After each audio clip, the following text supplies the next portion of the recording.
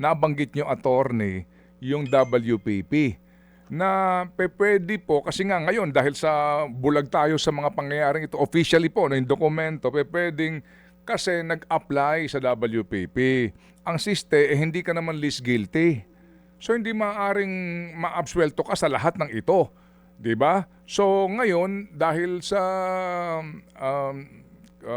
hindi ibinibigay ng DOJ ng Estado ang gusto mo, babaligtad na kami.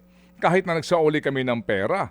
At baka sabi ng abogado ng iba o nung sino man sumusulsol, nakita mo na kung ginamit mo na lang sa amin yung perang yan,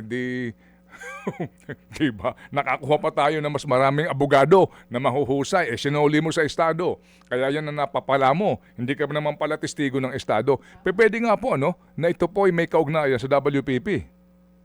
Well, maaari, pero alalahan natin, ang requirement ho naman sa WPP, dun sa witness protection law, at saka rules of court, hindi naman kinakailangan the person or the applicant is the least guilty. Ang sinasabi ho naman, he's not one of the most guilty.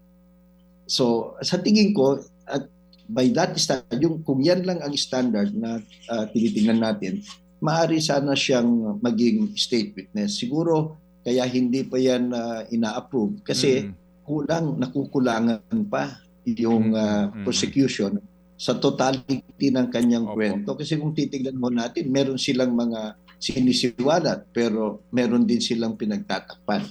So siguro masinop lang at maingat ang DOJ. But in terms of participation, hindi ho naman siya kasing guilty o kasing level as yung mga big-time contractors, yung mga secretaries o proponents, at saka yung mga congressmen at mga senador. Kasi ito ho yung mga sa tingin natin pinaka-guilty. Kumbaga si Alcantara, isa lang siya sa mga district engineer na nag-implement ng sindikato, di ba? At ginagawa din yan sa ibang distritong DPWH. Bulacan pa lang itong tinitignan natin, nagkakaproblema na. Hindi lang ho naman sa Bulacan yan Marami pa rin iba. So, they're not the most guilty. So pwede sana sila. Kompletuhin lang nila yung kanilang testimonya and substantiate ito, makorroborate.